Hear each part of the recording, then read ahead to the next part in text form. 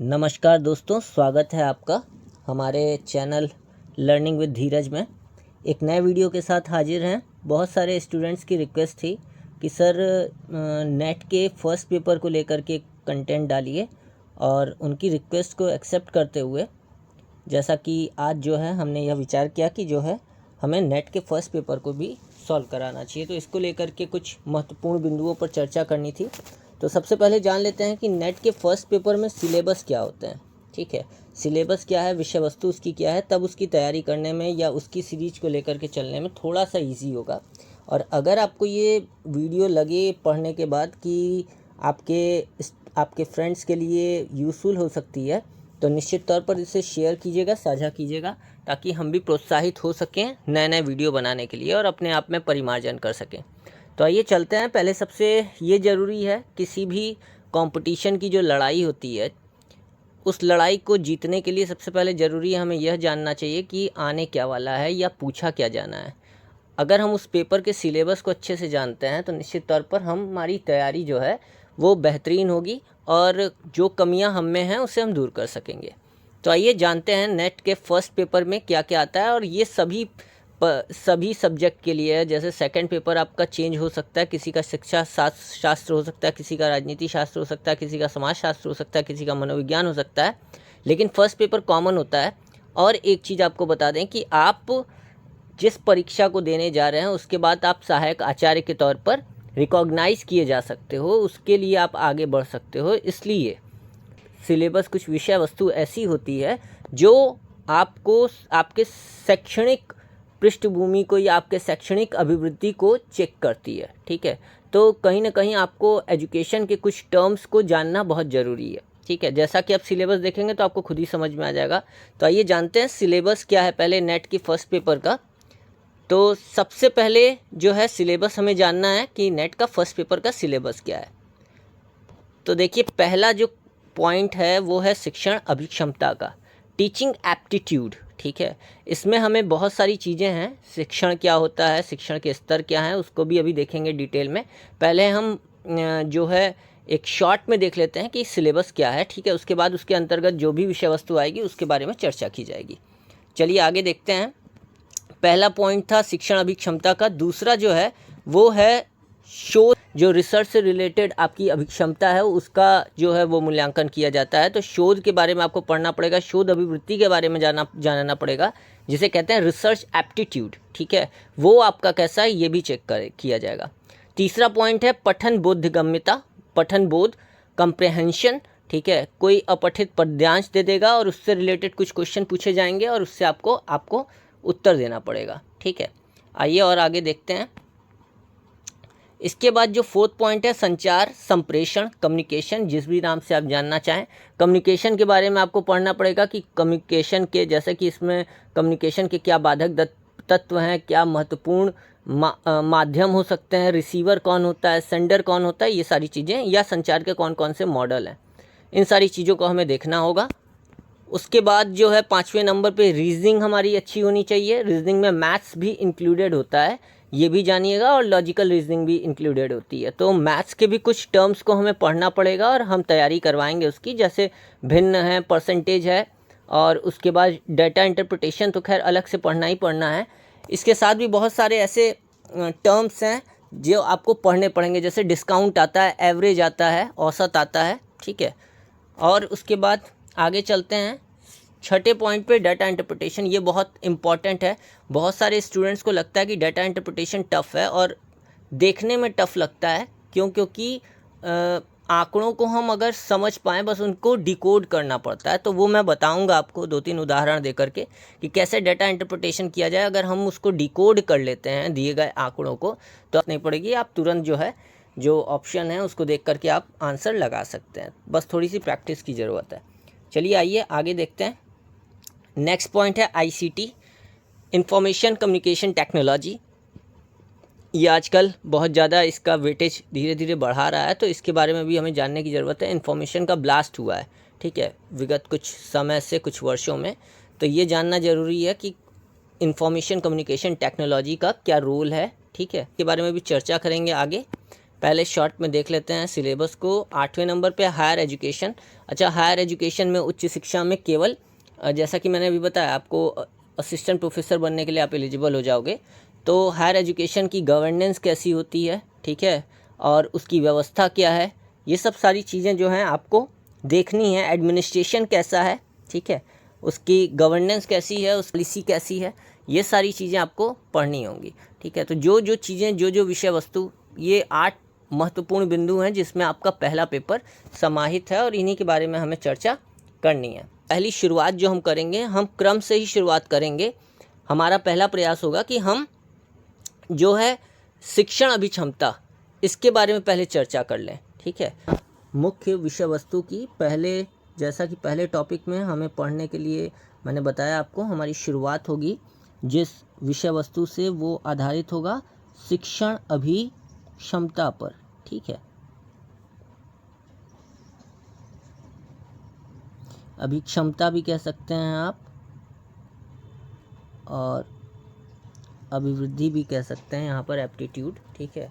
कुल मिला करके जो है अभिरुचि क्या है, शिक्षण अभिरुचि क्या होती है, इसके बारे में हमें चर्चा करनी है। तो आइए चर्चा करते हैं। इससे पहले जो है इसके अंतर्गत कौन कौन सी चीज़ें हमें पढ़नी है, तो पहले हमें जानना है कि शिक्षण क्या होता है। अच्छा देखिए, अगर आप थोड़ा भी सुने होंगे या अगर आम बोलचाल की भाषा में देखा जाए तो पढ़ाते समय पढ़ाना क्या है, टीचिंग क्या है। शिक्षण को आप देखते हैं कि शिक्षण के द्वारा हम कुछ चीज़ें सिखाते हैं, ठीक है, हम लर्निंग करवाते हैं। हम या कोई भी अध्यापक जो है वो लर्निंग कराता है, कोई शिक्षक शिक्षण के द्वारा बच्चे को सिखाता है, और लर्निंग जो है वो व्यवहार में परिवर्तन लाती है, ठीक है। जो बच्चे शिक्षा शास्त्र से जुड़े रहे होंगे उनको पता है कि अधिगम की परिभाषा के संदर्भ में ये कहा जाता है कि व्यवहार में होने वाला वांछित परिवर्तन ही क्या है, परिवर्तन ही अधिगम होता है, जो अपेक्षाकृत अधिक स्थायी हो, ठीक। तो शिक्षण क्या करता है, शिक्षण की भी परिभाषा जो है बहुत सारे वैज्ञानिक जो शिक्षाविद हैं उन्होंने दी है, और उस पर जो है एक सार जो जिस्ट निकल करके आता है पूरे परिभाषाओं का, वो यही निकल करके आता है कि एक ऐसी व्यवस्था, एक ऐसा संचालन, किसी प्रक्रिया का ऐसा संचालन जिसके द्वारा बच्चे के या छात्र के व्यवहार में परिवर्तन लाने का प्रयास किया जाए या प्रभावी परिवर्तन लाया जाए, उसे हम शिक्षण कहते हैं, ठीक है।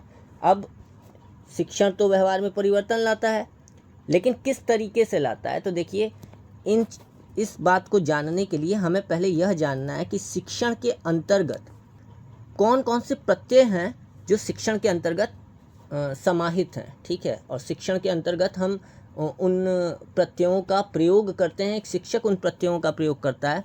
तो मुख्य रूप से 4 प्रत्यय हैं जिनका उपयोग या प्रयोग शिक्षण के अंतर्गत किया जाता है, जिसमें सबसे पहले आता है अनुबंधन।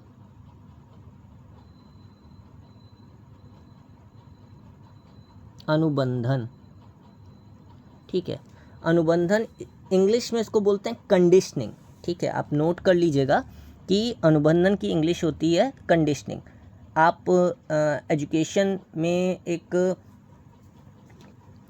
टर्म आता है, एक अवधारणा है शास्त्रीय अनुबंधन की, ठीक है, उस पर बहुत ज़्यादा चर्चा न करते हुए कंडीशनिंग की बात करते हैं। अनुबंधन वास्तव में होता क्या है, ठीक है।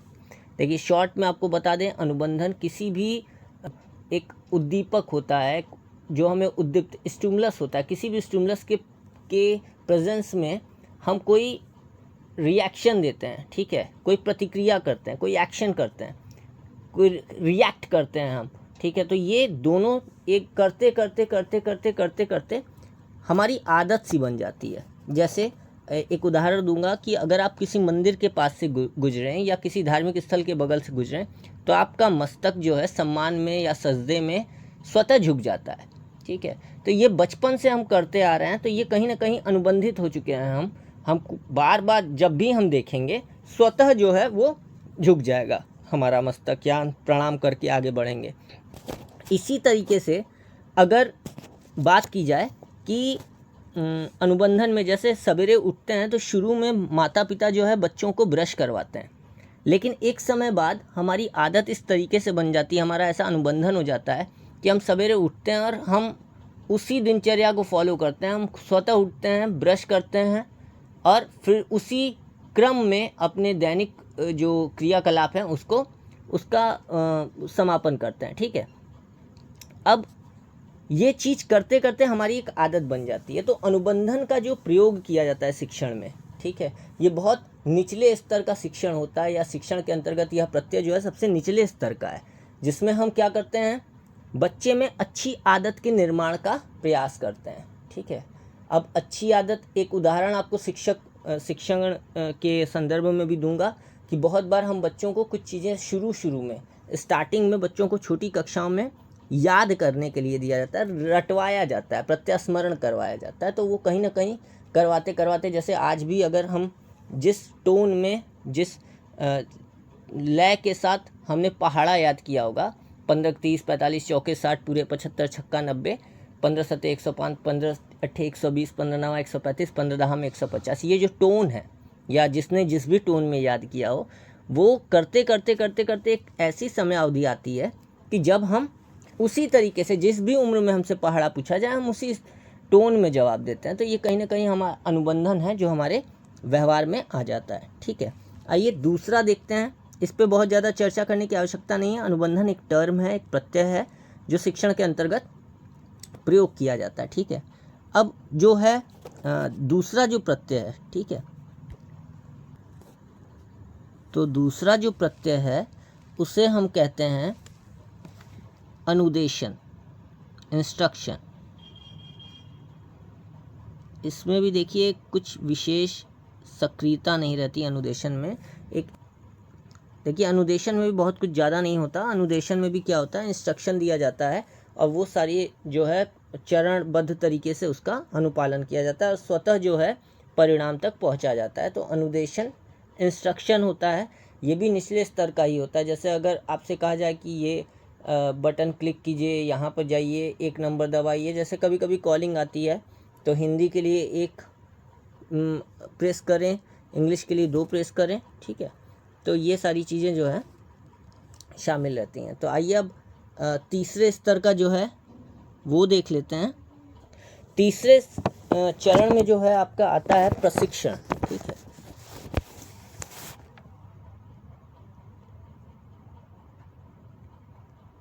प्रशिक्षण, जिसे इंग्लिश में बोलते हैं ट्रेनिंग। ठीक है, ये थोड़ा अपर लेवल पे दी जाती है और इसमें जो है कुछ कौशल सिखाने के प्रयास रहते हैं। जैसे बीएड या बीटीसी का भी जो कोर्स होता है, चाहे आर्मी में भी जो चीज़ें सिखानी होती हैं वो प्रशिक्षण के माध्यम से सिखाई जाती है, क्योंकि उसके माध्यम से कौशल का विकास किया जाता है।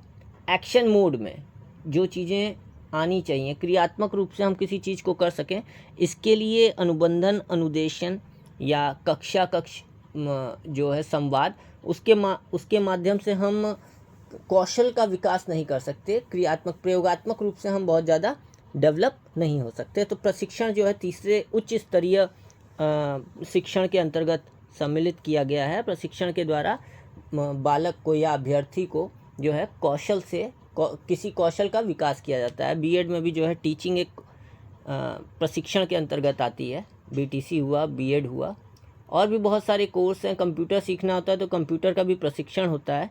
ठीक है, जिसमें हम किसी कौशल से युक्त हो जाते हैं। चौथे नंबर की बात की जाए तो चौथे नंबर में आता है मतारोपण। इस शब्द से शायद आप वाकिफ़ हों, और अगर आप नहीं हैं तो मैं बता देता हूँ। इसकी इंग्लिश होती है इंडोक्रिनेशन।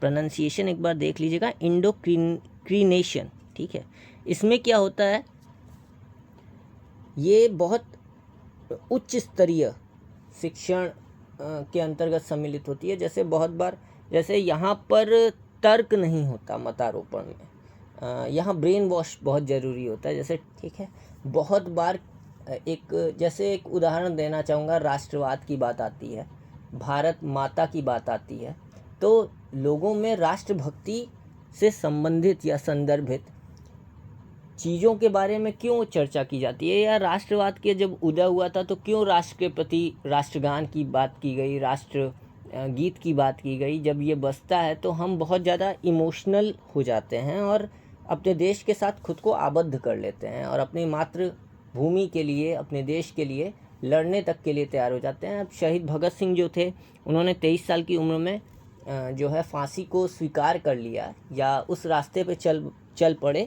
जिस पे बहुत कम उम्र में उनको बहुत चाहते तो वो भी लग्जरियस लाइफ जी सकते थे, लेकिन उन्होंने अपने मातृभूमि के लिए जो है खुद को निछावर करना ज़्यादा श्रेष्ठकर समझा।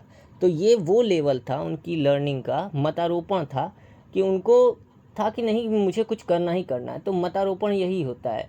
देखिए, इससे देशभक्त भी पैदा किए जाते हैं और टेररिस्ट भी पैदा किए जाते हैं। ठीक है, जैसे शहीद भगत सिंह का उदाहरण मैंने आपको दिया। शहीद भगत सिंह एक देशभक्त थे और चंद्रशेखर आज़ाद देशभक्त थे। उन्होंने भी खुद के प्राणों को निछावर कर दिया राष्ट्र के सुरक्षा के लिए, राष्ट्र को आज़ाद कराने के लिए। ठीक है, ऐसी बहुत सी हस्तियां हुई हैं, महात्मा गांधी का नाम लिया जा सकता है। तो इनका जो प्रशिक्षण था, खैर महात्मा गांधी तो स्वतः जो है एक आत्मानुभूति के द्वारा जो है राष्ट्र के प्रति उनका झुकाव था। बाकी कम उम्र में अगर बच्चे के अंदर राष्ट्र प्रेम को उस कदर भर दिया जाए कि वो अपने देश के प्रति कुछ भी करने को तैयार हो जाए। एक उदाहरण और दूंगा कि बच्चा कितना भी कमज़ोर हो, अगर उसकी माँ को या उसके परिवार को कुछ अपशब्द कहा जाए तो वो ये नहीं देखता कि सामने वाला कितना ताकतवर है, वो हृदय पर इस बात को ले लेता है और वो जितना सामर्थ्य होगा शायद उससे भी ज़्यादा वो उसका प्रतिरोध करेगा। ठीक है, विरोध करेगा और लड़ जाएगा। ठीक, यहाँ पर दिमाग काम नहीं करता, यहाँ इमोशन काम करते हैं। ठीक है, इस चीज़ को ध्यान दीजिएगा कि आदमी दिल से नहीं दिमाग से नहीं दिल से काम लेता है, दिल से सोचना शुरू कर देता है। वही चीज़ टेररिस्ट के साथ भी होती है। उनके मन में कुछ ऐसी बातें भर दी जाती हैं जो बताया जाता है कि नहीं ऐसा करोगे तो ऐसा होगा, ये गलत है, तुम जाओगे तो तुम्हें जन्नत मिलेगी या स्वर्ग मिल जाएगा, या आप ऐसा करोगे तो ऐसा हो जाएगा। तो ये सारी चीज़ें जो हैं मतारोपण के द्वारा सिखाई जाती हैं। इसको बहुत ज़्यादा आगे आप देख सकते हैं, आप किसी कंटेंट को आप जा करके सर्च कर सकते हैं। ठीक है, ये 4 जो हैं शिक्षण के अंतर्गत जो है प्रत्यय सम्मिलित हैं और इनका प्रयोग शिक्षण के अंतर्गत किया जाता है। तो आइए अब थोड़ा सा और आगे चलते हैं। ठीक है, एक नई जो है एक नए उस पर जो है चर्चा की जाए। आगे हमें क्या करना है, ये था शिक्षण जिसकी अवधारणा के बारे में हमने चर्चा की, कौन कौन से प्रत्यय इसके अंतर्गत अंतर्निहित हैं। अनुबंधन के बारे में बात की गई, अनुदेशन के बारे में बात की गई, प्रशिक्षण के बारे में बात की गई, मतारोपण के बारे में बात की गई। अब हम बात करते हैं महत्वपूर्ण बिंदु जो आपके सिलेबस में है, वो है शिक्षण के स्तर। ठीक है, अब हमें पढ़ना क्या है, हमें पढ़ना है शिक्षण के स्तर। तो नेक्स्ट वीडियो में हम हाजिर होंगे शिक्षण के स्तर के साथ। और अगर आपको लगता है कि इस तरह के शिक्षण से या इस तरह के वीडियो से या इस तरह के संवाद से आपके व्यवहार में कुछ परिमार्जन हो रहा है, आप में लर्निंग हो रही है, तो निश्चित तौर पर हमारे चैनल को सब्सक्राइब कीजिए, इसे शेयर कीजिए, हमें अपना स्नेह दीजिए, प्रोत्साहन दीजिए ताकि हम और भी बेहतरीन वीडियो बना सकें। और निश्चित तौर पर फिर कहना चाहूँगा कि जो कुछ भी आपको पढ़ाया जा रहा है या बताया जा रहा है, इसके नोट्स बनाते रहिए। और आने वाली जो नेट की परीक्षा है उसके साथ साथ यूपी जीडीसी, जीआईसी और एजुकेशन से रिलेटेड जो टीजीटी पीजीटी के भी जो टीजीटी तो एजुकेशन से होता नहीं है, पीजीटी में अगर शिक्षा शास्त्र से संबंधित कोई पोस्ट आती है या पद आता है, कोई परीक्षा होती है, तो निश्चित तौर पर ये वीडियो आपके लिए बेहतर ही होगा। तो इसके लिए अगर आपको ये लगता है कि आपके लिए बेहतर है और आपके तैयारी में ये आपको कुछ सहयोग दे सकता है, तो निश्चित तौर पर इसे सब्सक्राइब कीजिए और अपना स्नेह देते रहिए। जल्द हाजिर होंगे नेक्स्ट वीडियो में। अगर इस सीरीज़ की बात करें तो निश्चित तौर पर हम नेक्स्ट वीडियो में शिक्षण के स्तर को लेकर के आएंगे और उसके बाद क्रमशः जो है नेट के अन्य विषय वस्तुओं पर भी चर्चा करेंगे। अगर आपको लगता है कि आपके लिए ये उपयोगी है तो निश्चित तौर पर इसे सब्सक्राइब करिए। जय हिंद, जय भारत।